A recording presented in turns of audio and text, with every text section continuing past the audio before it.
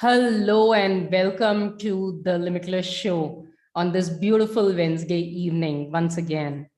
And today we have a guest who is like none other.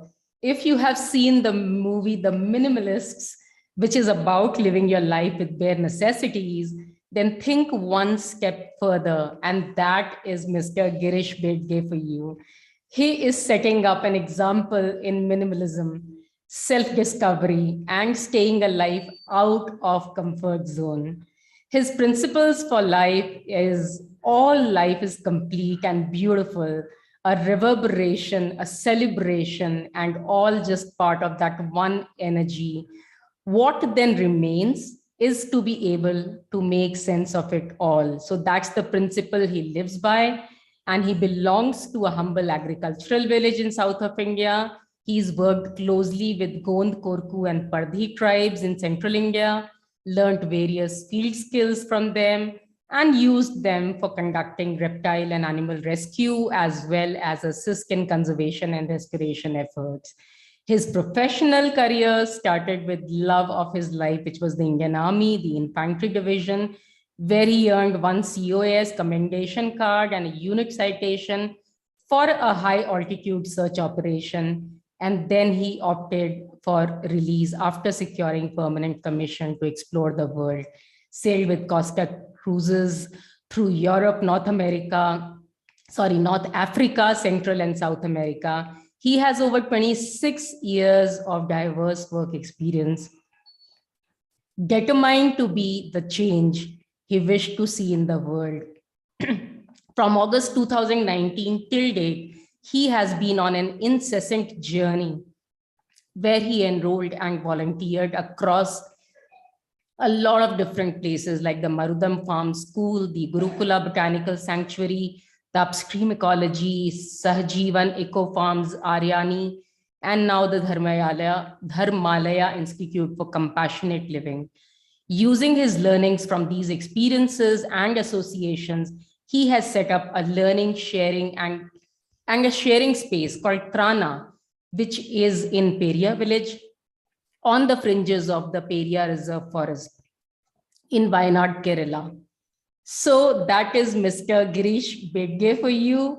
Let's bring him on with a warm round of applause.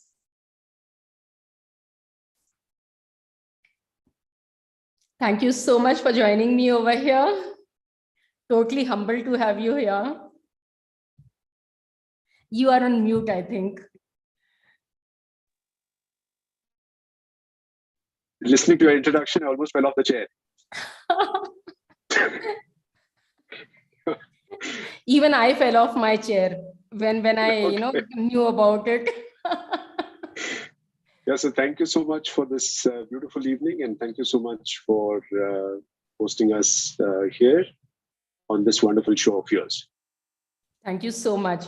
So the first question I want to ask you, Girishji, is when was the first time that you watched this universe in awe? And when did you actually finally decided to make it a permanent in your life? Interesting question. So going back to my school days, I was a pretty tall kid in my class, and coming from a middle class family, we didn't really have all the resources in the world. So I was very shy with wearing my short pants in front of the other people and trying to walk around. And on one such instance, what happened was I was going up the elevator, and there was this gentleman who was coming along in the same trip upwards. And then he looked at me and then he said, son, one day you're going to do something very different and something that you'll be very proud of. And I was stunned because I was quite shy. I wasn't expecting a conversation. And then the stranger tells me that strange things are written, and it was quite unbelievable. So I think that was the first time I thought that there was touch. And then, of course, I didn't have all this understanding and the language skills and these expressions to realize that there is a deeper aspect to life and living. But that was one single moment, which I think was the beginning of what I call a discovery journey of myself. Beautiful. And when did you actually then plan on making that like as a permanent in your life? Because now you live in that space where you can be odd at any point of time, every moment of your life. So when did that decision and where did it come from? To be quite honest, I'm quite clueless with planning and decisions, and knowing this is to be done, knowing that is to be done. It is just more or less a spontaneous calling for me. So I never thought so much, and I don't think so much. I don't have the capacity to think too much. I have the capacity to act and bring about whatever change I want and I wish and I desire. That is about all that I can do. So as regards planning, no, I don't really think I planned any of this. And even ahead, I don't have a solid concrete plan that first year, second year, 3 years, like they say in a regular interview, where do you see yourself 5 years from now? And I Yes. haven't a clue. I haven't a clue because the world is far too big and far too beautiful to categorize in just, 1 year or 2 years or 5 years or 10 years. If there is something so beautiful that can touch your life in this one moment, then your life is complete. There is nothing ahead, there's nothing behind you. That's how I experience life. So in that Beautiful. context, I never planned any of this. I loved this part where you said that, in this any moment, you can just experience something which can just make you feel complete, and then there is nothing behind and nothing ahead. So I love that part, and that is, I think, the beauty of living in the present moment and experiencing it moment after moment after moment. Right. Yeah. Right. So if you could talk, I mean, about minimalism. You are leading a minimalist life, not only a minimalist life. You have been cycling for 14 years now, and you are a lifetime volunteer where you don't even take any pay for the work that you are, giving. Mm-hmm. What do you want to say about that? What are your thoughts? Um, What is the thought process that goes on inside you? so there's okay, right from the time that you wake up, the first thought that you wake up with, and the last thought that you sleep with. Yes. There are so many triggers in each and everyone's life on this beautiful planet, right? And then what happens is that we have the choice to make our thoughts or to create our realities or to create our beliefs or to Mm-hmm. create our truths, to create our dreams and things in that manner. So I feel that my approach or my philosophy is, what is it that would make me happy? Mm-hmm. Ultimately, what is it that will make me happy? Right. So for me, freedom is very important. Just for example, one of the aspects is freedom is very important. I need It's to one have of the your top freedom to breathe. values. Mm-hmm. Absolutely. So if I deserve freedom or I desire freedom, then every other life around me, dogs, cats, birds, rats, snakes, reptiles, animals, everybody deserves the same level of freedom, the same level of care, the same level of compassion. So if that be my belief, then I would want to just go down to the very basics, because we are so structured, we are so complicated in our thoughts, we are so complicated in our beliefs, we are so complicated in our feelings and emotions, this and that, and one just jumps onto the other, and you don't even make out or you don't even realize that there are so many complications that I'm adding layer on layer and layer and layer. So for me, it is more or less like unpeeling of an onion or a banana. The more you unpeel, the more you see yourself bare, the more you realize how little it is that you need to be happy. And if you get to that point where I feel, okay, this is just my thought and this is just my experience, and I keep doing this, maybe 100,000 times every living day. I just close my eyes. I focus on the center of my belly, just behind my belly button. And then I just keep thinking about the goodness that I'm enjoying, the fresh air, the water, the earth below me, the dust on my hands, the dust on my feet, the fragrance of cow dung in my dormitory, the touch of mud in my dormitory. There's such beautiful expressions, and where you're so much in touch with everything that you're probably made out of. The day I fall dead, all these energies are just going to go back to Mother Earth and, just going to be topsoil once again. So what is it that is really, really, what is it that matters to me? What is it that is going to make me happy? What is it that I deserve? What is it that I desire? What is it that I dream? The more you unpeel, the more you drop your opinions about yourself, about the world, about your environment, the more beautiful it becomes, the more enriching it becomes. The more you will see the value of very small little things. Like there's a flower that is just below my dorm, and it's been there for the last 2 weeks, and it's amazing. Every single morning it has the same freshness, the same dew on it, the same bright colors. It hasn't diminished one bit. And the intelligence of that life within it that gives it such radiance.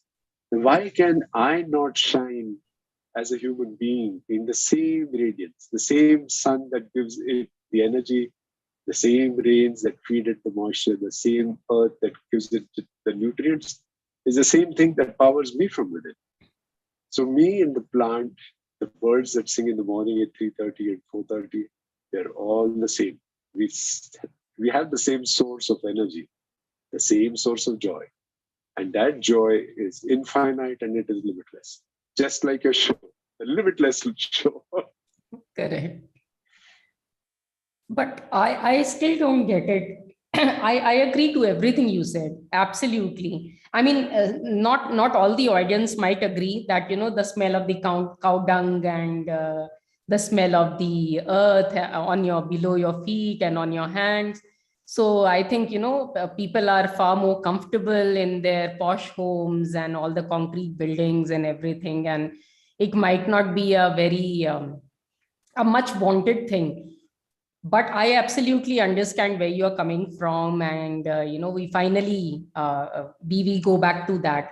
But why not charge for at least for the time? Why not take something in return for the time and the effort just to sustain yourself, if at all?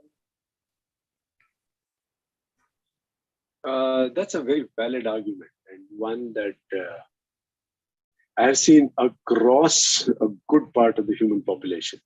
Would you believe me if I told you that for the last almost 10 years of my career, in fact, in the army also, in fact, in all my professional careers, I never filled up my appraisal form.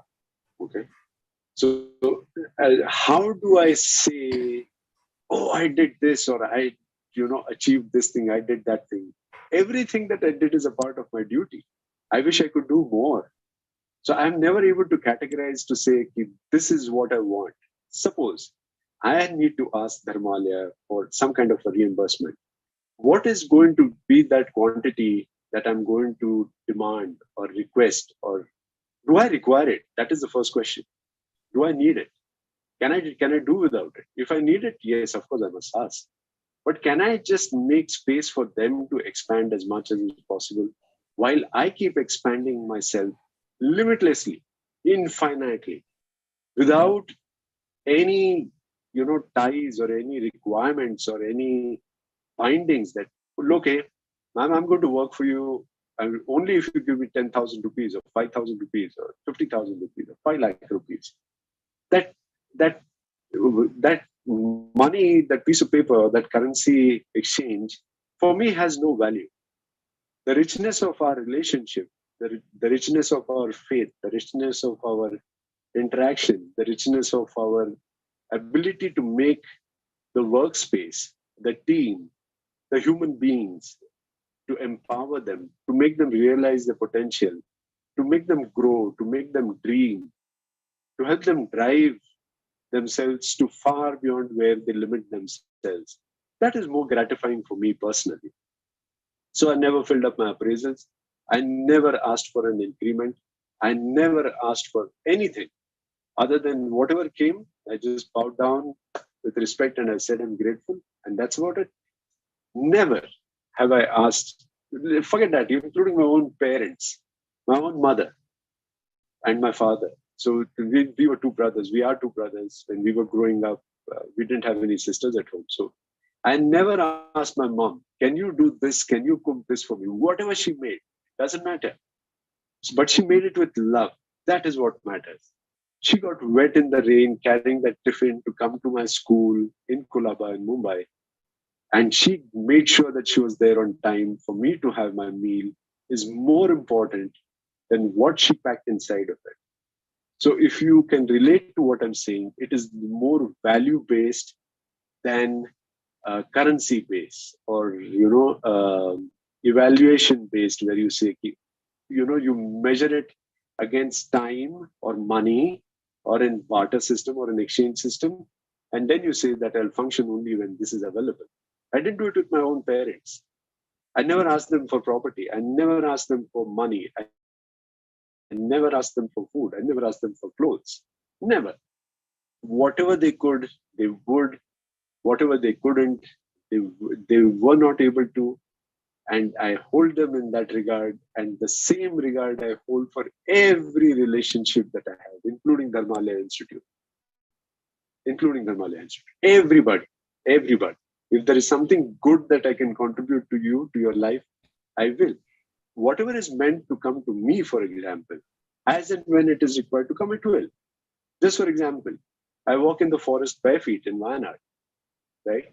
And we have everything from extremely venomous kraits and cobras and king cobras and all kinds of snakes and scorpions there. But never have I got bitten, right? Or never have I come to the point where I would almost step on something and endanger myself. Now, how did that happen? That happened because of goodwill that has accumulated over such a long period of time. Yes. That goodwill won't come if I say, ma'am, please arrange for 10,000 rupees tomorrow morning. Otherwise, I'm not coming. I will come. I will stretch myself to my limits, but I'll come. So that's the way I've been. And I love it like that. And then when you do it out of just the sense of service, then nothing else really matters. Just to be in service, just to be able to help, to reach out, to have the patience, to have that moment in time, to hold that, that complexity and to be able to deliver that complexity to a better level than where it was. It's divine, I would say. So do I understand, this view correctly? So goodwill is good, but again, coming from a material world, you might have savings with which you sustain but if you have to take care of your food, your shelter, and if you have a family to maybe, to educate children or someone or parents to look after, old parents to look after, would you still be in a position to be able to just volunteer, without anything? I absolutely agree about the intention, whatever you get out of it, the fulfillment and everything. But looking at the practical aspect, is it just that, just because you do not require it much, there's no such requirement, you are able to do it? Otherwise, in such situations, would you actually change your mind and go ahead with that? Okay, let me put it this way. When my mother was down under and when she needed medical treatment, almost 2 surgeries every single year, I had a job at hand. So I would take care of my factory. There were only 2 things that I did in my life. One was take care of my mom. Second was take care of my job. That's it. I didn't have any friends. I didn't have any social life. I didn't have any neighborhood life. I had just about nothing other than these 2. So I would say when I was serving my country in the armed forces, that was the view, that I will put down my life for my nation, for the tricolor, for the sanctity of my motherland, and I will do it. When I was taking care of my parents, I had a job, and that was my source of security as such. Once my mother passed away, And unfortunately or fortunately, my family fell apart, and my ex-spouse and the children decided to walk their own path. And they're beautiful human beings, incredible human beings. So uh, if you understand the path of karma, just for example, everything that was needed for me was there when I needed it, and everything that was not needed for the onward journey automatically fell apart. Fell apart. So whatever fell apart was in good time and in good space. And now I realize I struggle to spend 5,000 rupees every month in a place like Wayanad in the forest. I don't have the means to spend 5,000 Indian rupees in Wayanad. I have to struggle, literally struggle. So if my requirements are less and my needs are less, then automatically they get taken care of from whatever little savings I have over the past 26 years. So the minute you start expanding, flying across to different locations, taking air-conditioned coaches instead of the sleeper class, or taking the bus or whatever it is, automatically your expenses go up. And if your expenses go up, your discomfort goes up because you're not able to match the income and expense scales at that level. Right.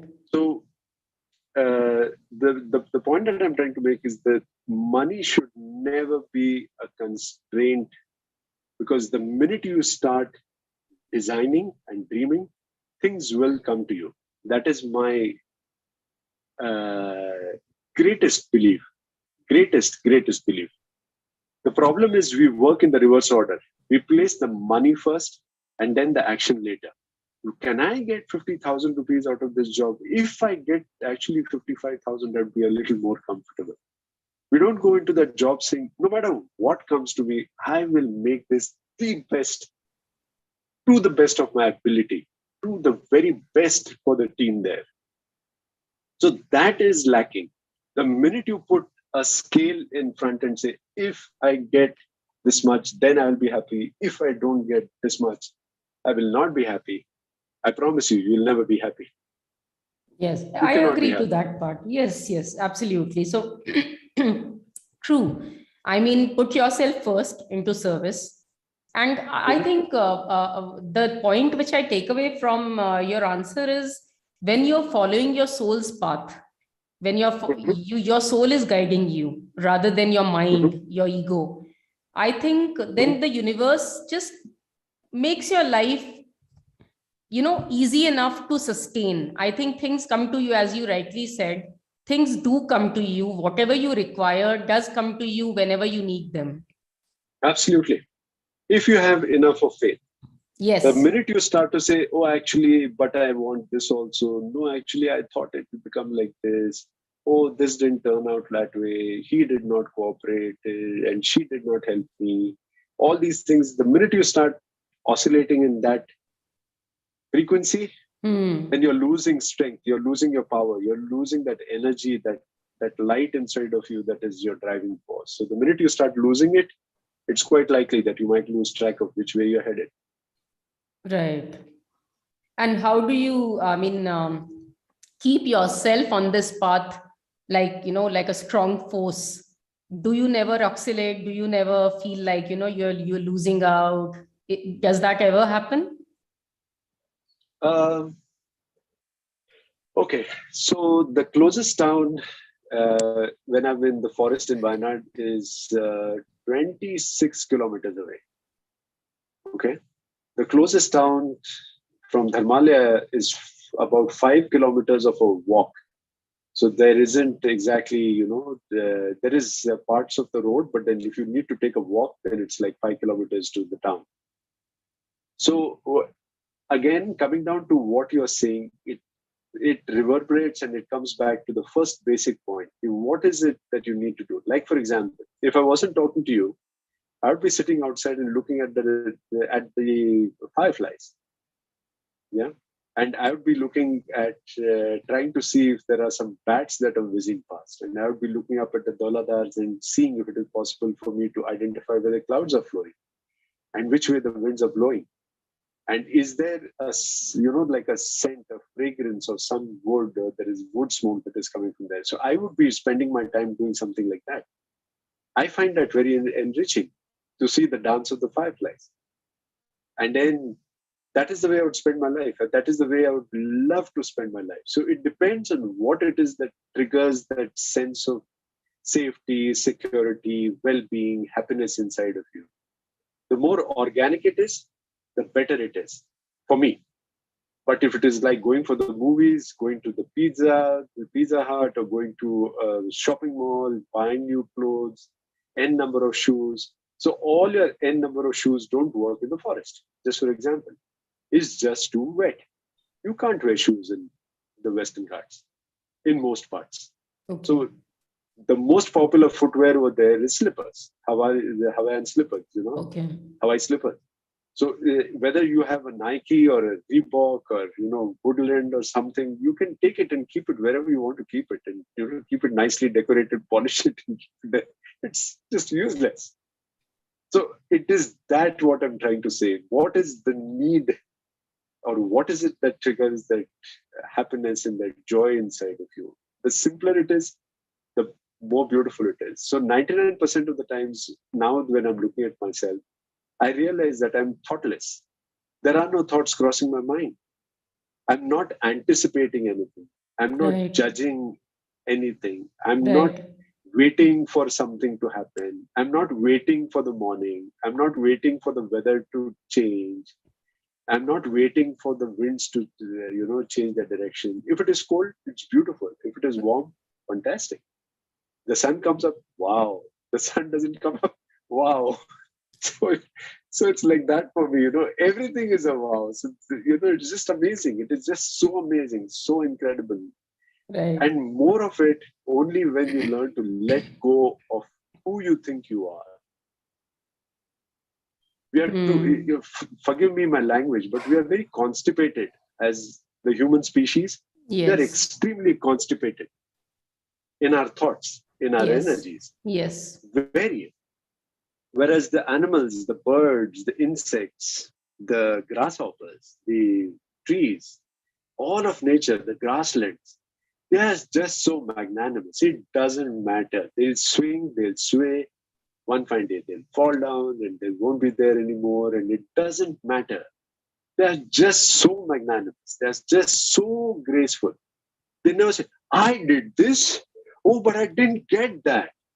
They never said anything like that. They never do it. There's no expectation parameter at all.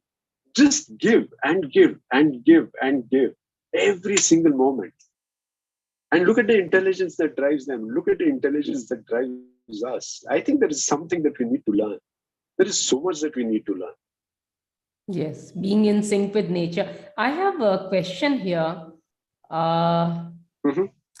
We have Tadashi Zinhua, who asks, what are your views on data science?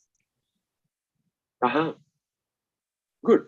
So is that data science as in, just data that we accumulate from all kinds of sources? That's an interesting one.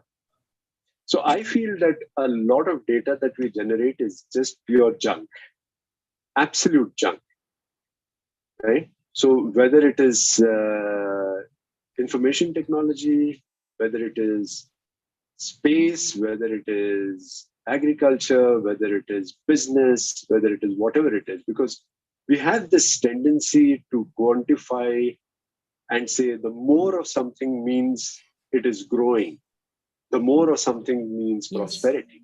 Yes. The more of something means that something is higher and something is lower. This is what data normally tends to do. And because it brings about a disparity and a polarity between two ends or between two measurable limits, there is, I feel, a sense of disharmony. I experience a sense of disharmony because you are rich and I'm poor. Right.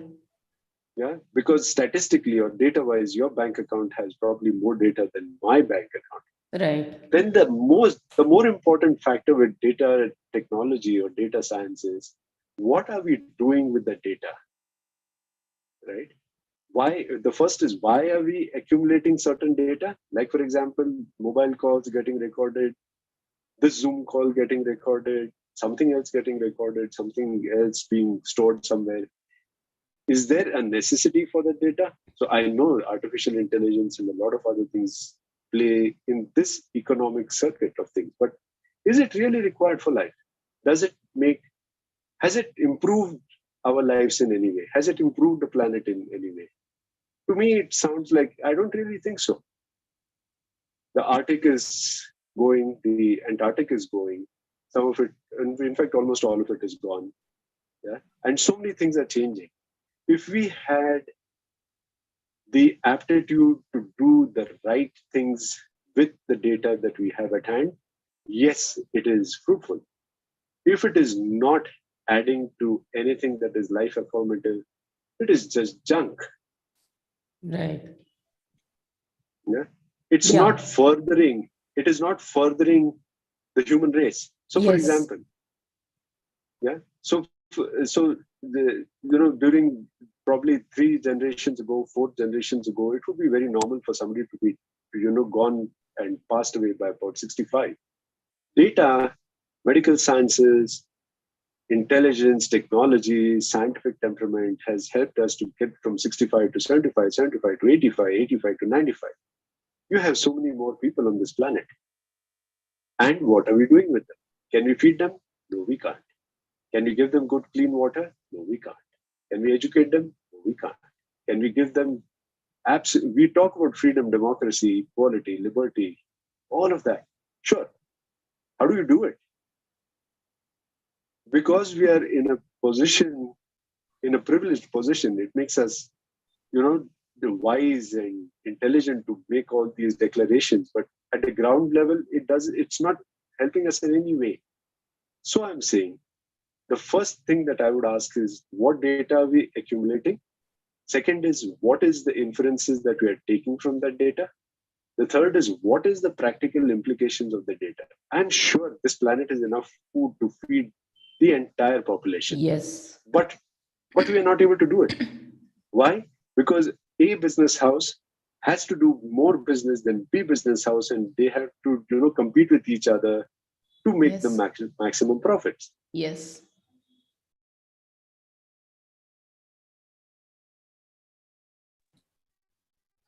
Yeah. I'm sorry, I lost those from you. Yeah? No, yeah. So that is what I'm trying to say. So that is what I'm trying to say. So why are you accumulating data? What is the data that you have accumulated, and how are you using this data? So everybody is trying to run to Mars and to the moon and to Timbuktu and everywhere. Data, right? Space tourism and whatever. We can't fix this planet. Why run somewhere else? So today I read somewhere that the Tasmanian tiger and the scientists are trying to revive the Tasmanian tiger. Take care of the tigers that are alive. Yes. Why bother about something that is extinct? So, like, for example, the United States probably and the Middle East has the highest number of captive tigers and wildlife inside people's homes. And here in India, we are trying to struggle with the Project Tiger from 1972, and we are on good track. We are doing wonderfully well to protect the felines. But I'm just trying to say that in one part of the continent, they're sitting inside somebody's sofa set and, inside somebody's home, inside a cage, and in this beautiful country, they're free. Again, data, right? Then somebody wants to get cheetahs to India. Somebody wants to get cheetahs. First, there was somebody who wanted to shoot them out of India. Then we killed them all. We're trying to get them back. And so there are many challenges that we need to deal with. I think we should fix what we can, at least while we can, and then think about the bigger game. Yes. Data is good. Of course, it is good. It is indicative. It is educative. It is preventive. It is a prerequisite to various processes that you could probably develop and take up. But the question is, what are you doing with it? That is most important. Yes. Is there an accountability? Is there measurability? And then again, if you are able to measure, how are you putting things up the processes to correct? What are the corrective actions you're taking for things that are not going right? So I think, yeah, it's a vast debate that can be there. So what I wanted to ask you is, with Dharmalaya, what exactly are you're trying to achieve? Because I think you are with them for a few more years. So what is it that you're doing there exactly that's giving you this sense of fulfillment? Okay. I'll just try and tell you this as quickly as I possibly can. So when we were trying to set up this learning sharing space in Wayanad in Kerala, the objective was to make it earth friendly, right? Right. We want the children to come and touch and feel and sense the earth. We did not want them to touch and feel cement and concrete and other stuff.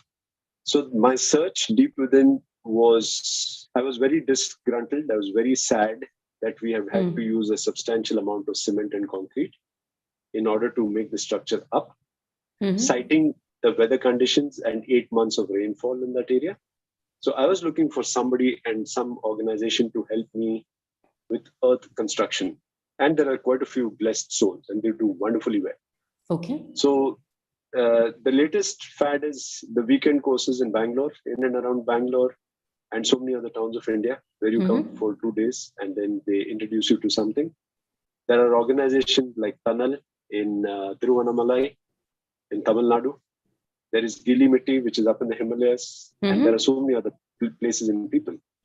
So accidentally in this search, I came across Dharmalaya, which is the slowest in this field of activity. So this was the only place where they did not have anything less than 3 months of an engagement. Okay. So what I'm listening to and what I'm hearing and what I'm experiencing and what I'm believing is that it's not about just taking mud and making a structure for a human being.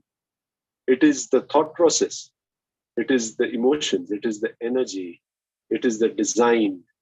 It is the space. It is everything that you wish to see. First, you have to understand how you should look and how you should experience and how you should be able to put it onto this earth before you start trying to experiment.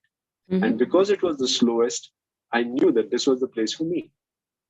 So having come here, the founders are based out of the United States and Switzerland, and Singapore. And they have a lot of Buddhist and Zen approach to life and to living and to design, natural design.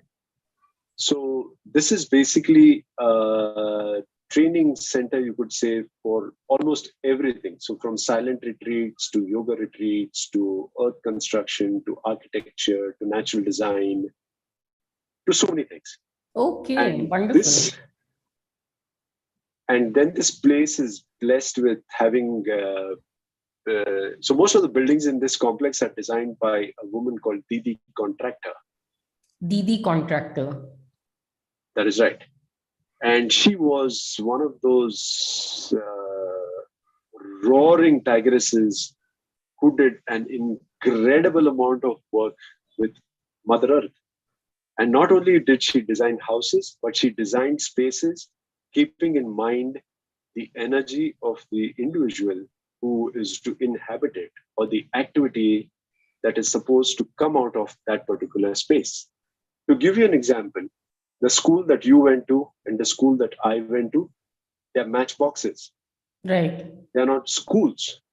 They're just buildings with doors and windows and tables and benches and chairs and a blackboard and whatever you may want to call it. Right.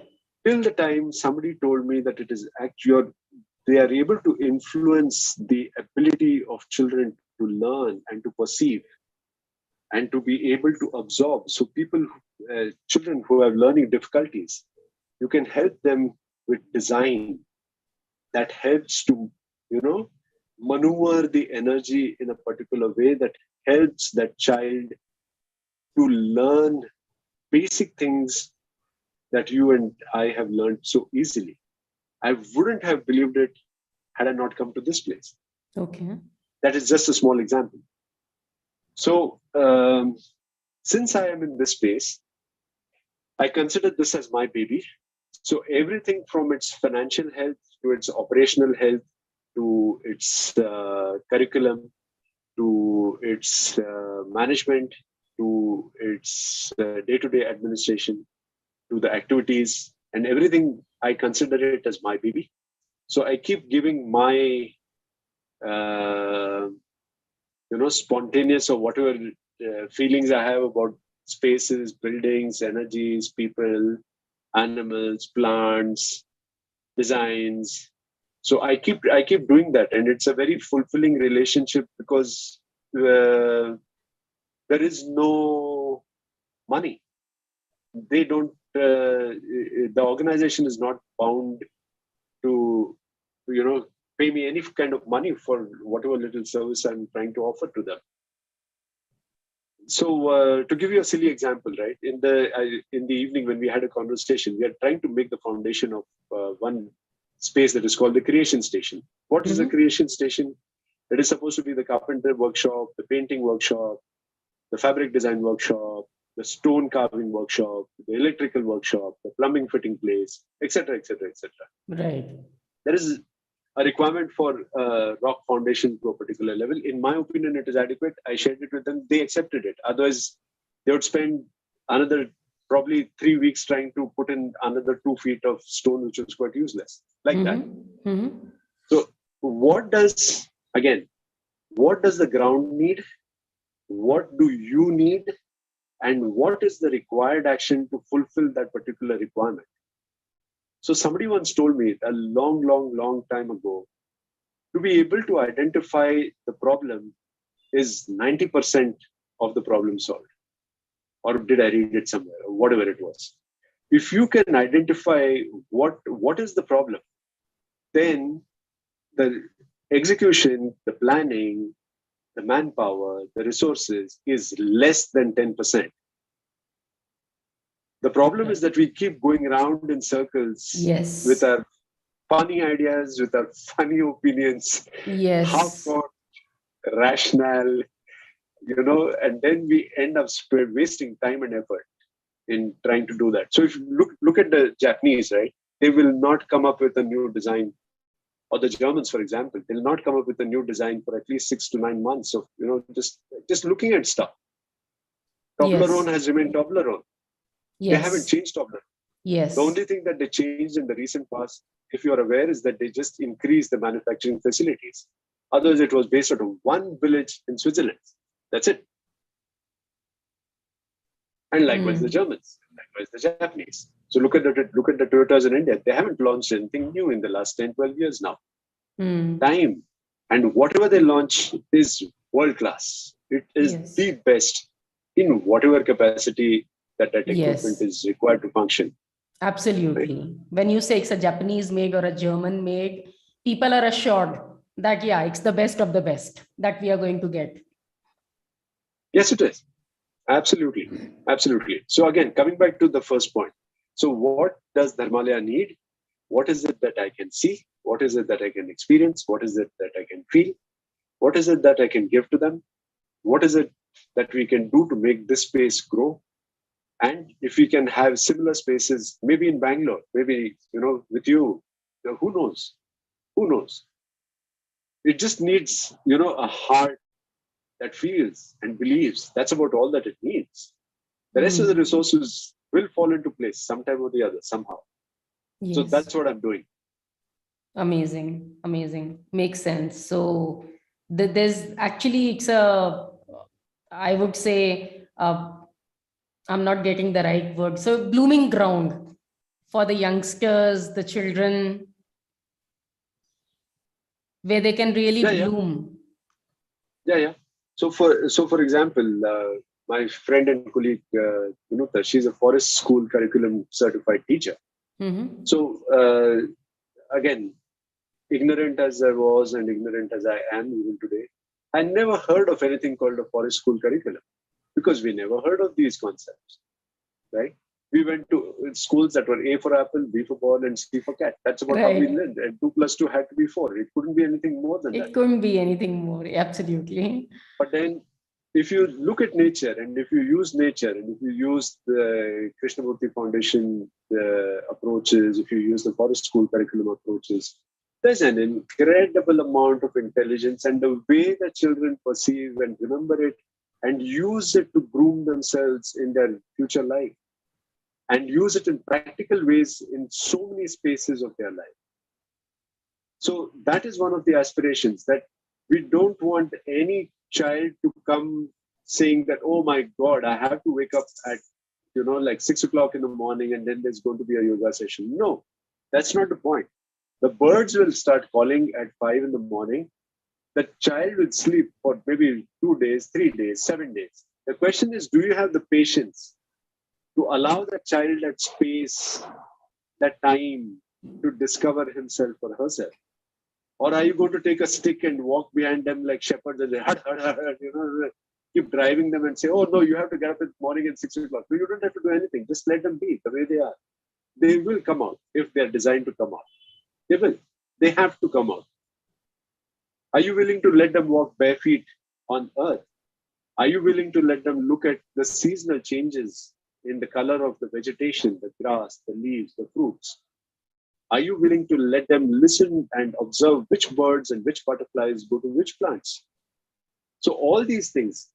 So for example, when I was studying in St. Xavier's in Bombay, I didn't know a thing about anything. And my life started only after I moved to Vidarbha. And I started walking in the forest. And when I started walking in the forest, it was just love, love. And it is amazing. It still is love. Beautiful. So then what has, just the last thing, you have now, I think you work with your hands, you have been between nature, been with army in Siachin glaciers and everything, and been into wildlife conservation. So there's a myriad exposure that you had to nature in extreme circumstances. So what were the different learnings you had? Say, suppose when you were in the Siachen Glacier, posted over there, what was the major learning that you had over there? So in the armed forces, and especially in Siachen Glacier, what happens is that when you are on the glacier, when you are actually serving on top of the glacier, every single human being has weapons and he has live ammunition. Okay, that is one thing that you need to be constantly aware of. The second thing that you need to be aware of is that everybody's bioclock is tuned differently. So there are people who would be smuggling charcoal, for example. There would be people who would be smuggling chalk, for example. There would be people who would be smuggling other kinds of things to eat, to consume because of some mental frame of theirs. Right? So that is something that you need to be sensitive about. The third most thing that is uppermost always and forever is that everybody cannot be tasked to do everything all the time and every time. So you have to have the sense and sensibility to be able to judge whose temperament for that day will help you achieve what you want to get done. And you have to be super, super sensitive. If you are not super sensitive, you will endanger the individual's life and the life of the people who accompany that particular soldier. So that is at the operational level. The second is at the administrative level. The most important fluid to keep you alive in the glacier is kerosene oil. So kerosene is the only liquid that does not freeze at sub-zero temperatures. Okay. And you use kerosene to light your stoves. You use kerosene to cook your food, to melt the snow.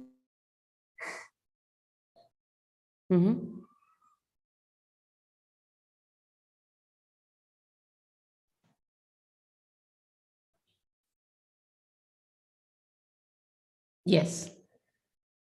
Are you We have there? you back. Yes. Are you able to hear me now? Yes, I'm able to hear you. Okay. So just give me a second. Just let me check. So it started to rain a little heavily. Okay. Okay. So we'll just keep our fingers crossed. We'll just keep our Sure. fingers. So the magic liquid is not,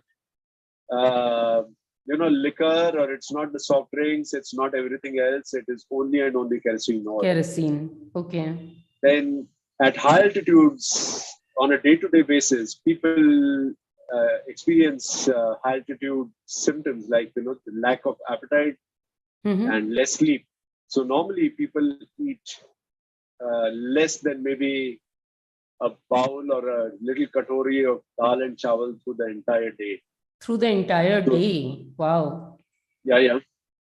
So the physiological behavior of the human body undergoes a tremendous amount of change that you have to be able to observe and you have to be able to tune into. And the only way to do that is to spend time doing everything with your troops. And the same principle here, the same principle in Wayanad, the same principle in the corporate world, whether it is the security guard or whether it is the chairman of the Serum Institute of India, you have to walk step in step with them. And that's the only way that you will be able to figure out what is happening. So, for example, in the corporate life, in the Serum Institute, I used to always have my meals in the workman's canteen.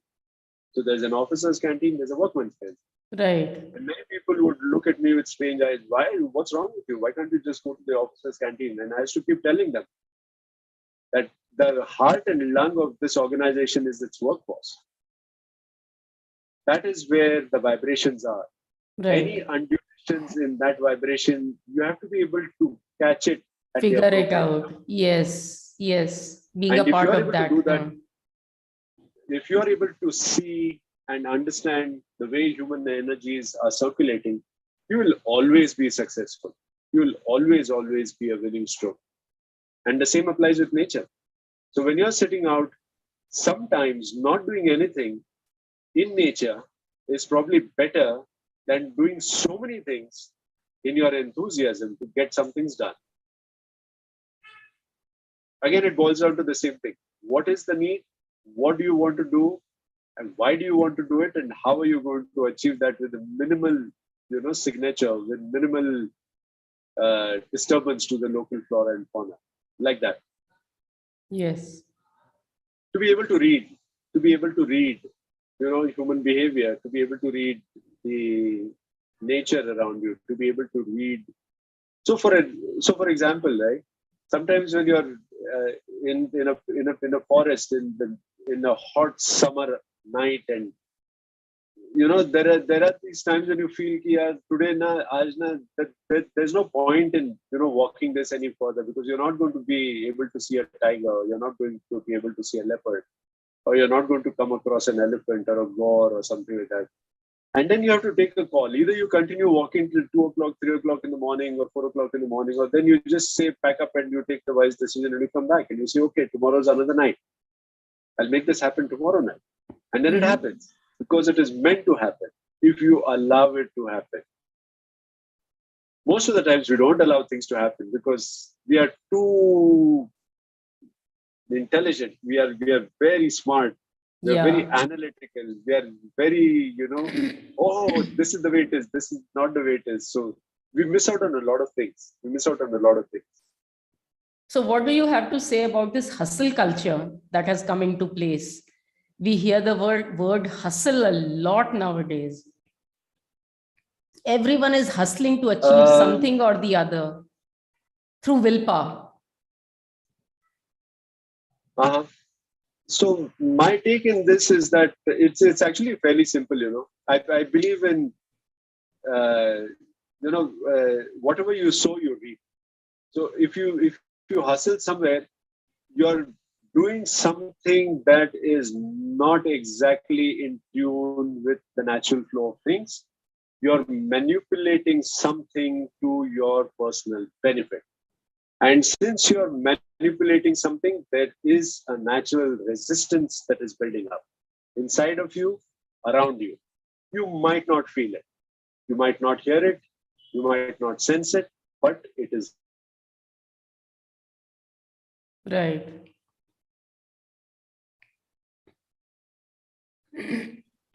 Okay, so the weather is kind and it is raining, raining, raining, raining. Are you there? Yes, yes. I can see Are you you there? and hear you. Are you there? Yes. Oh, okay. So please forgive me for the beautiful weather. The temperatures have dropped down further. It's raining and it's beautiful in the Doladas. Amazing, amazing. We actually wish to meet you there and see all the beauty in its lush landscape and everything. I can share you links and I can share you a lot of photographs. This is a beautiful country. This is an incredible country. And Amazing. so right now there is a choice, right? The choice is that you rejoice the monsoon and the cold rain when it is not such a cold rain, maybe in Bangalore or in Pune or in Bombay or wherever, whichever are the big town. Up in the mountains, the rains are cold. And sometimes with the cold rain, there is cold winds that blow. So of course you can, complain about it and whine about it. And then if you choose to just step out of that comfort and embrace a little discomfort in your life, personal, professional, emotional, psychological, embrace discomfort. Why this passion for comfort all the time? Me. Why this madness? Why not the madness? Why not flip that madness? Just turn it around. I'll say, I'm going to be very happy being uncomfortable. I'm going to be very comfortable being in discomfort. I'm going to be very happy sleeping on a hard bed. I'm going to be very comfortable with an old set of clothes. I'm going to be very comfortable with my old set of friends. Just flip that, contradiction inside of yourself instead of saying, I want to be comfortable. You don't need to be comfortable.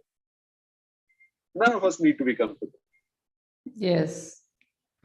Because I think growth comes out of not being comfortable. When you are in too much of a comfort. Well, if you want to keep. Yeah, you won't grow. Absolutely. Well, there's no need to grow, right? You have everything going for you. So one of the things that I consciously did in my life is that every time I got comfortable, I made sure that I added some parts to my life which would make me uncomfortable. So I had a motorcycle, I had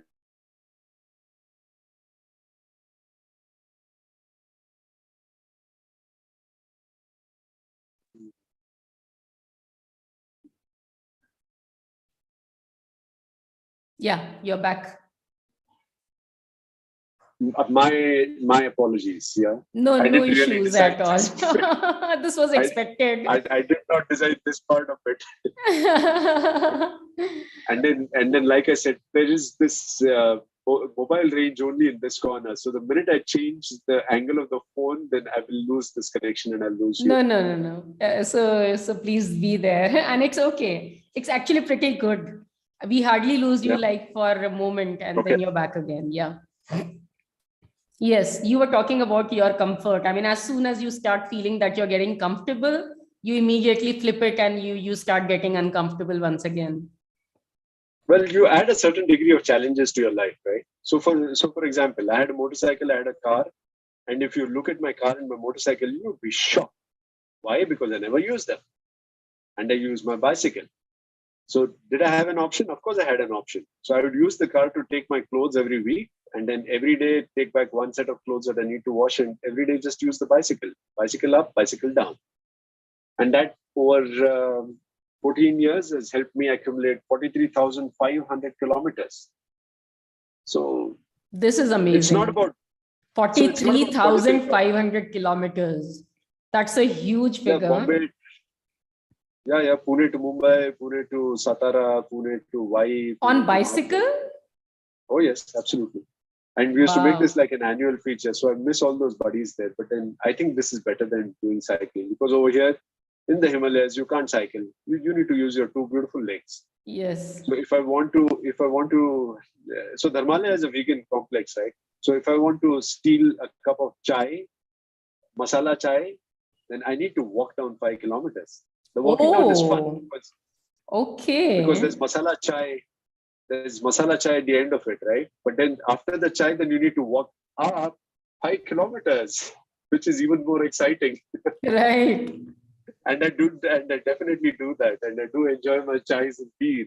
Imagine going down 5 kilometers for, normally I'll have like 4 cups of tea when I go down, then come back up. Right. So you must be having one hell of thighs, like, very strong legs. Actually, you have cycled so much. So again, see, the beauty of the human body is that different activities engage different sets of muscles. So the muscles that you use to run are not the muscles, not completely, that is, not completely the muscles that you use to cycle. Right. The muscles that you use to cycle are not completely the muscles that you need to walk. Yes. The muscles that you use to walk are not completely the muscles that you use to climb. Right. The muscles that you use to climb are not exactly the muscles that you use to climb down, for example. So there are different sets of muscles. So this is a very good training ground, excellent training ground. So we have about 7.5 acres of land, and it's got contours, and there are different levels, and there is different activities taking place at different spaces. Mm-hmm. And all of them need to be cared for. All of them need to be looked after. All of them need to be nurtured. All of them need to be attended to. And it's beautiful. It's beautiful. Beautiful. So when you were doing wildlife conservation as well, what were the things that used to amaze you when you really got deep into that? What were some of the revelations that came? So honestly, the only reason why I got into wildlife because I wanted to get away from my father, who was Adolf Hitler in disguise. Okay. Right. So I had an Indian Adolf Hitler as my father, and then a duplicate Adolf Hitler is my mama. So I love them both. Okay, so don't take me otherwise. I never hated anybody. Right. I never hate anybody. I don't have the time in the bandwidth to hate anybody. So the only reason, like I said, I got into wildlife was because I wanted to get away from my father. Mm-hmm. And how it started was with catching snakes. And then when I caught snakes, in those days, we didn't have these safe bags to secure them. And then I used to take them on a motorcycle. I used to drive out 60 kilometers and I used to release them in the forest and come back. And how That's would you it take started. them? Just on the motorcycle? Wouldn't they run away? Well, that's where the story gets a little tricky because I used to cut my jeans. So since I have a long pair of legs, I used to cut the jeans into shorts. Mm-hmm. And then use those long sections of the jeans as bags. So I used to convert them into bags and tie rope at both the ends, put the snakes inside that, and then take them. So you can't put, for example, a venomous snake with a non-venomous snake. They might not be compatible. So they might, end up hurting each other. So you put the non-venomous separately and you put the venomous separately.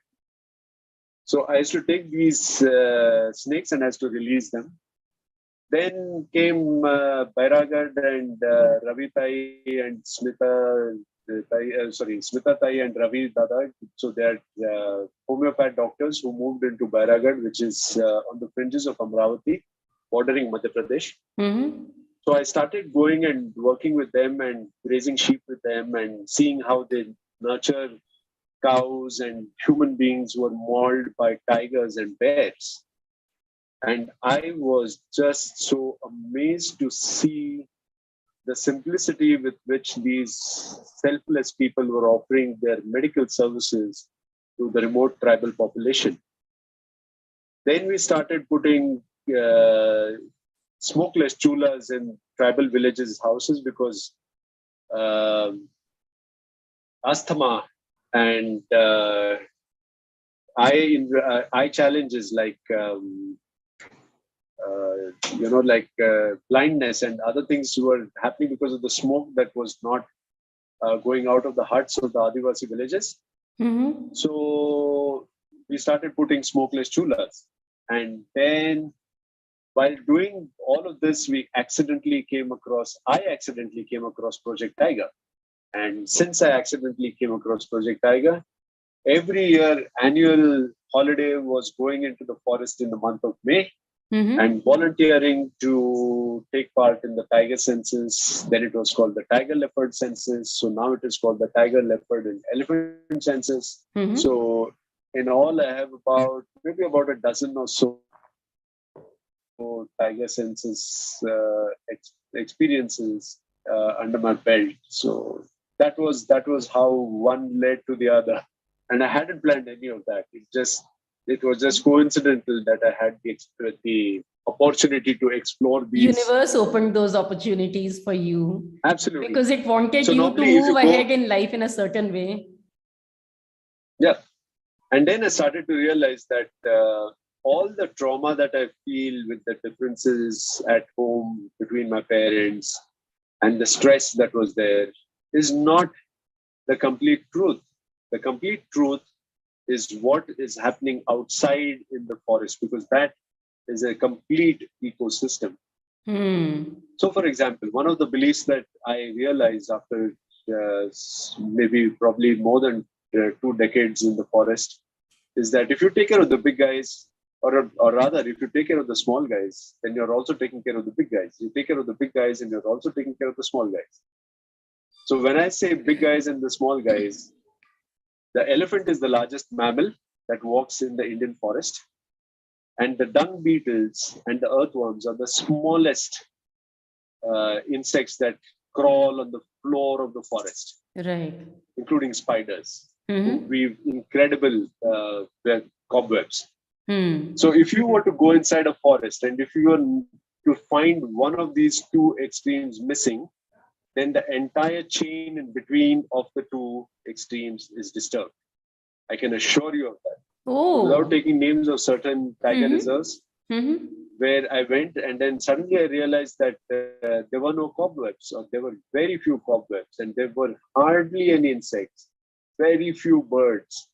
And I realized that there is something that is not right. And then I realized that that particular Project Tiger area was just lucky to be defined so, and it happened to be just like a transit point that connected two main tiger reserves. So it's like that. And if you find elephants, then rest assured, everything below down to the earthworms is safe in that environment. Wow, this is a major learning. I think I never knew all these things. Thank you for sharing that with us. So that's amazing. So were you never afraid? I mean, you were talking about you were in school catching snakes and all. So wasn't it like fearful, or because I think you were just in school at that time? Did it come naturally to you? No, actually, to be quite honest, the first time I caught a snake, I was pretty scared. And I've been scared various other times. So one of the times when I was in the Serum Institute, I had caught a Russell's viper and I didn't have a bag. So everybody knew in the factory that they should never enter my cabin because you never know what is kept over where. So this Russell's viper, what I did was, unfortunately and temporarily, I had a garbage bag that was transparent. So I made holes in it and I kept it on my table. And I went looking for a bag. By the time I came back, the bag was there and the Russell's viper had disappeared. Oh. Believe you in me, I was sweating from every hole in my body. And I couldn't in the heavens figure out now which way and how do I figure out where that Russell's viper has slithered and, got inside my office. And as you would want to believe or disbelieve, nobody was willing to come inside my office to help me at that moment. Right. So I have been scared. Then on one occasion, one of our partners on the Project Tiger, so at the end of the first week, normally you spend about 10 to 12 days. And this is done in the month of May when the water is at its scarcest in the Indian forest. The animals are forced to come to particular water holes in a particular sequence to drink water. So you build a machan on a treetop, which is close to that water hole to observe. So I don't have electricity here, yeah. So that's why probably you must have noticed that some of the lights went off. Yes, yes. But you are visible and you are audible, so it's fine. Okay, okay. Where was I? Yeah, so machan, you build the machan. So the machan bit, right? So you build a machan and then you sit out on the machan for 3 nights. And this is approximately the full moon night that comes in the month of May. Mm-hmm. So on one such night, there were 3 of us sitting on top of the machan, and it's a complete sequence in itself, which I can explain to you a little later. And this friend of ours, a part of the machan collapsed. Oh. And just before the machan collapsed, they were like almost like a herd of 60 to 80 spotted deer right under the machan. Oh. And the alarm calls of the sambar and the peacock had just gone off a little distance away. And we had goosebumps on our body because the alarm calls relay the direction of the movement of the predator. Right. And at that sudden moment, the machan gave away, and this friend and colleague of ours collapsed to the forest floor, and it was just such a shock. Just such a shock. Not that, I mean, just out of the blue. Just imagine you're sitting and then the wood underneath breaks. And next time you're on the floor of the forest. Yeah. And the predator, call is already going on. And a predator call is going on. So there have been various times. Then there have been times where, you feel that you're being, I don't know if you are ever, probably women are more sensitive to this than men are. But when you're going around and you know that somebody is looking at you, and then you turn around in the direction of where you think that person is or that creature is, and then you realize that it is a person out of maybe 10, 12 people who's staring intently at you. So the same thing happens in the forest. So when you're walking in the forest, there are times when you're just carefree, right? And then you're looking at everything, you're enjoying everything, you're walking silently as you possibly can. And then there are times when you have this uncanny feeling that you're being observed or you're being followed. And you can't really explain, because at the back of your neck and your spine, you have this tingling sensation that somebody and something is, coming, or it's looking at you, and you're under observation. So yeah, it is a funny kind of a feeling.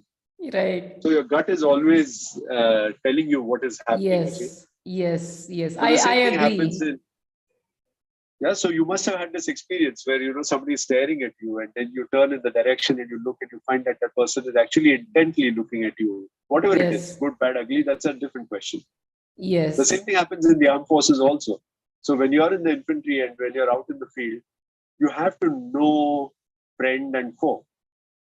Why you need to know friend and foe is because not always, but most of the times you're playing the game of the fastest finger first. Right. So if you're not alert enough and not sensitive enough, then you're endangering the life of your troops. And these days, the troops are very smart. They know which officer to follow for what operation. And nobody goes to an operation because they want to die. Nobody wants to die. Right. Believe me, nobody wants to die. Right. Not the Russians, not the Ukrainians, not the Pakis, not the Indians. Nobody wants to die. Everybody has a family. Everybody has parents. Everybody has beloved people back home. Everybody wants to go home. It is just out of sheer necessity of service or money or a job or a duty that they're there. So they will not follow officers who they don't trust. That is when you start having incidents of Jawans or JCOs or NCOs or officers shooting each other. Primarily because there is something that is mistrust. In that leadership. And that leadership is available to every human being all the time, every single time. It's just like bodybuilding, right? It's like a muscle building inside of you. The more you exercise it, the better it gets. The more you exercise it, the sharper it gets. the more you exercise it, it builds into your instinct. And then you don't even have to think. You'll know, where is the water? Is it going to rain? Can I ask the rain to stop for some time? Will it stop for some time? Yes, it will. Yes, it will. It has to stop because you are asking the cosmos and that magnificent creator, the master, the almighty, the Lord, to please stop the rain for that minuscule amount of time to enable something. And he listens. I have so many experiences of this, especially of being out on the road. So beautiful. This is extraordinary. We just need to know this, actually. We really need to grow up with all this knowledge within us, because everything is there, the wisdom is there, but the awareness is not there. Yeah, so that's what I'm saying, no? Because we are in this. So there are fireflies outside of our window, and they look beautiful in the rain. Okay. So one of the challenges is that we are very busy in trying to go from point A to point B in our obsession for accomplishments, great scores, great life, great income, great job, great home. Always everything is on a acute scale upwards, skewed upwards. We don't want any discomfort. We don't want any hazards. We don't want any complications. We don't want any challenges.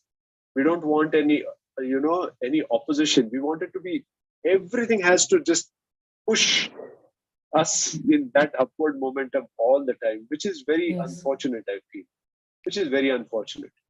So like, just to give you an example from just a few days ago, I was speaking to somebody and then somebody happened to know somebody who is a shepherd, and he goes all the way up into the Doladars at a village called Parabangal, which is about a 3 days hike from Bir. Now, these people are traditional grazers.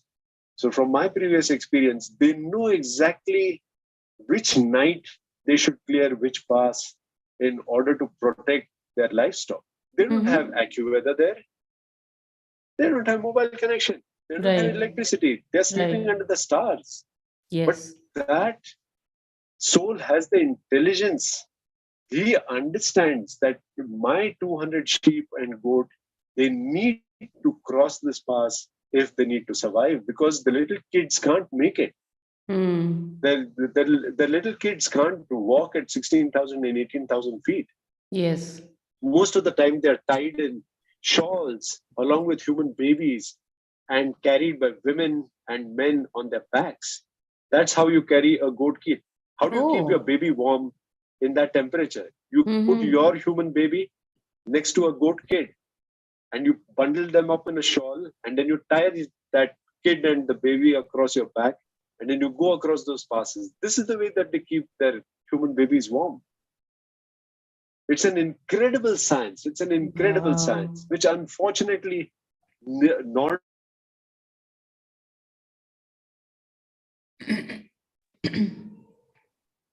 Yep, you're back. Somebody was asking about data, right?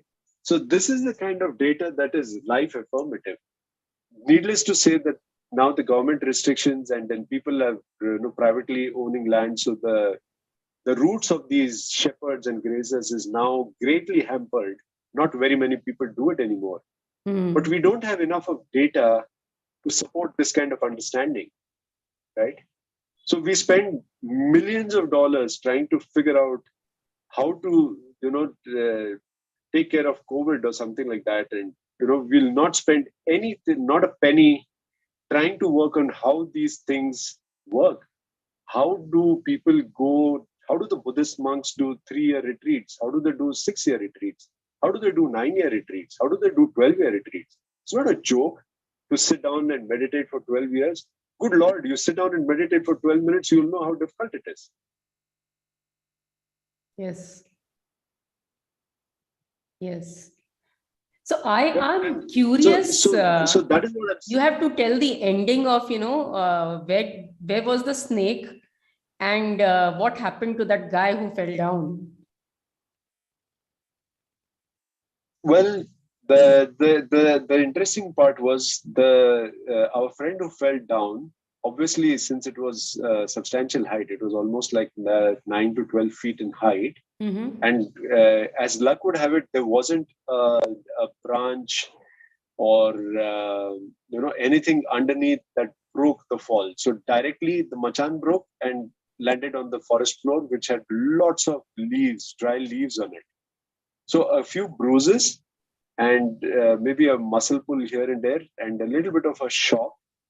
But apart from that, completely okay. Pani puni pilaya, we offered some water, made the person rest. And then we decided to continue with our, return back to the base. So we had to walk back. The funny part was that night when we walked back, there was tall grass on both sides. Okay, so this is central India, the forests of Madhya Pradesh and Maharashtra, and the grass must be about 4 feet, 4.5 feet. So there's swishing on both sides. Okay, and you're walking on this forest trail, and suddenly I felt that we had company, and I couldn't understand which way to look because there was sound coming from the right, there's sound coming from the left. So I did not want to because it was clearly close to the full moon night. So the visibility was fairly good, and I didn't want to spoil.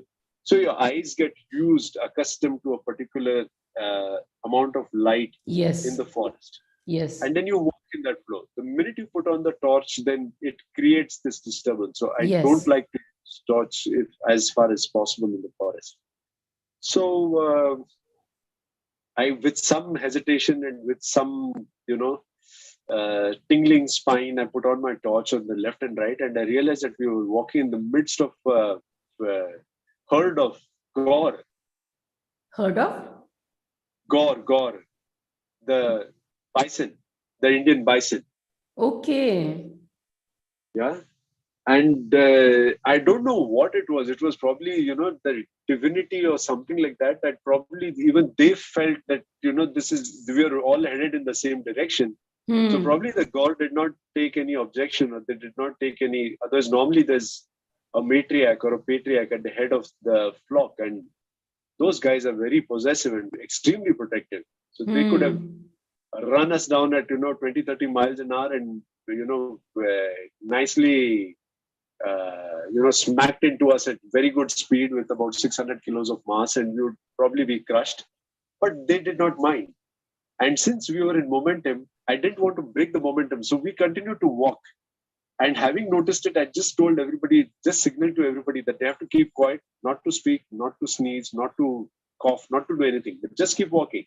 Just keep walking till the time we came to the point where it was safe enough for us to break away from that herd and go back to the base. So that is what happened. And it was a very interesting experience. It was an extremely, extremely interesting experience. So many stories from the forest. And needless to say, we were the fairest of them all because extended periods of exposure to the sun and the weather conditions tans the Indian tribal community. Yes. And when we used to go to bathe at the village well, all the women would flock and giggle at us and things like that. And then for some time it was very strange for me to see, what is their curiosity. And then I realized, it's just that we are so fair. Color of the skin. So they're there to look at, your fair skin and smile. So I said, okay, this is not a male thing. There's a woman thing also. I said, okay, that's nice. That's nice. And what happened to that snake? So the snake, what I swear by God, like I told you, I was like sweating from every hole in my body, and I was extremely tense. And then I had to shift everything, like piecemeal at a time, because the Russell's Viper is like a recoiled spring. Do you understand a recoiled spring? Yes. The ability to go there and do that to you. Yes. So you might think that you are at a safe distance, but if your arm or your leg or some body part comes in close proximity and the creature experiences and feels a sense of threat, then it could deliver a very potent bite. So I moved the chairs that, one by one. I shifted the table, the keyboard, the computer, and all of that. And then this coil just behind the UPS in one corner was the snake. And then I was very lucky, and I was literally, my hands were, like trembling when I was catching it in that particular way, because that was not what I had expected to happen. And then onwards, I had about more than a dozen, actually about 3 dozen snake bags stitched, and they were available at all the security gates, with all of them having snake hooks, and everybody with clear instructions not to kill any snake without letting me know. So we had a deal with the Kathraj Snake Park in Pune. So snakes are very intelligent creatures, right? One of the reasons is that their entire body is always in touch with Mother Earth. With Mother Earth, so they have a sensory system that is far more evolved than what we assume and think and imagine it to be. Yes. So they do not consume dead food. So like a crocodile or like a tiger, you cannot cut up some flesh and chuck it at them and expect them to eat it. So they will eat only live food. So the live food would come from our animal laboratories, with those laboratory mice which had better food and living conditions than most human beings on planet Earth. And those that had already cleared the medical checks and the tests and were no longer required would be sent to the Kathraj Snake Park. So on a weekly basis. So that's how the Kathraj Snake Park survives even today. Most of the mice, the laboratory mice, will come from Serum Institute. So that's what happens.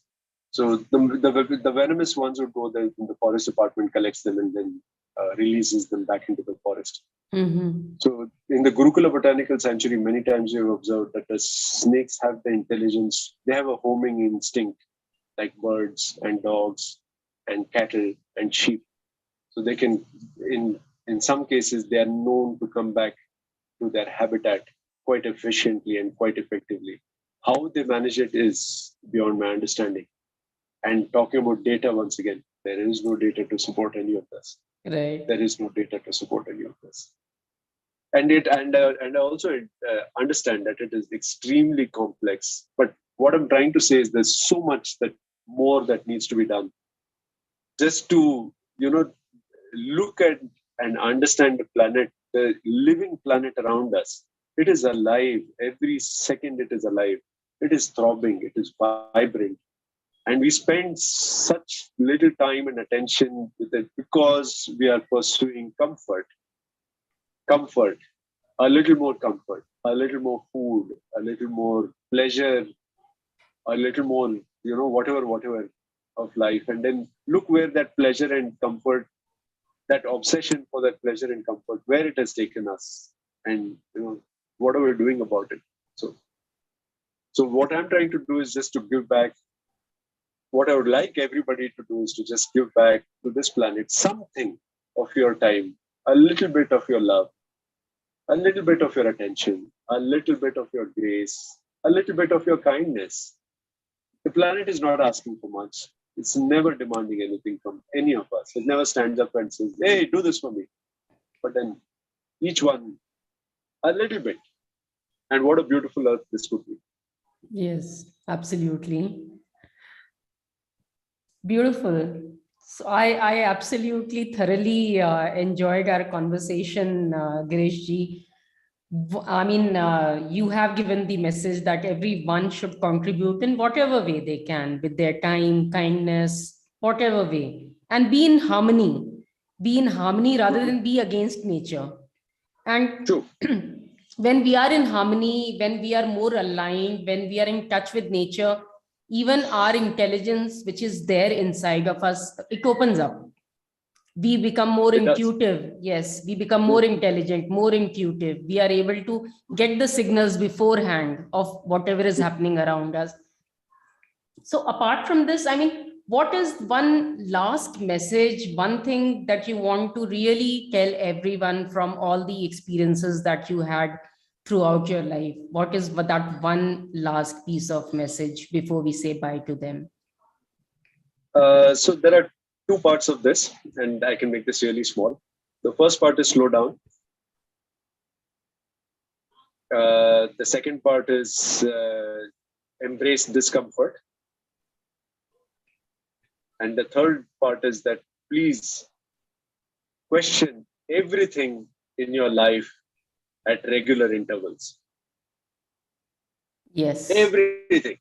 Whatever it is, your house, your parents, your wife, your children, your husband, your parent, your job, your money, your number of, look at the number of shoes we have. Look at the number of clothes we have.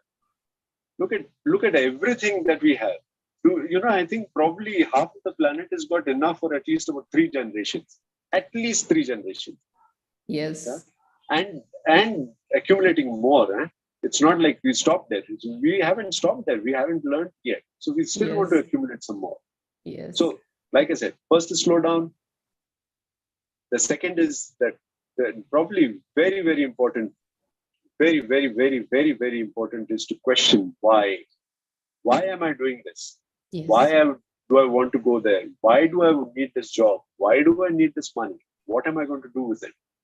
And think about it, and think about it, and think about it. And for heaven's sake, please slow down. Please slow down. You don't have anywhere to go. Don't have anywhere to go. That's all I could say. Thank you so much. Thank you. It was a beautiful evening. And I think, we learned a lot. We learned a lot from you. And I cherish all this learning. Thank you so much. And all the best in all the endeavors that you have. Wait, hang on. You're not getting off so easily, right? So I want everyone to make a commitment, to make a commitment to question themselves and to slow down. You cannot get off the hook that easily. This moment cannot pass like this, right? Yes. And on a personal level, each one of you is welcome. And each one of you is welcome to Wayanad. Each one of you is welcome to any place and anywhere that we are in. Please come, please share your heart, please share your mind, please share your concerns, please share your thoughts, please share your fears, please share your worries. I will keep them safe with me. Tomorrow morning when you wake up, you'll find yourself a little more lighter. Yes. You'll find yourself a little further from where you are. Just drop all of that. Just let me take care of it till the time you wake up tomorrow and see how the world changes for you. Yes. My best wishes always. Thank you. You're always welcome. In anything and every place that we are in, you're more than welcome. Please come. Please participate. Yes. Please be a part of everything. Yes, I have shared your email ID in the description. I didn't share your phone number. I never do that. So, but when email ID has been shared, you can if you need to. I was not comfortable, so I didn't do that. But email ID, of course, is there. Embrace the discomfort. Got it. They can write to you. They can write to you, and they can. They can write. They can call. Yes, they can, and I definitely will. So this life is happening 24/7. Okay.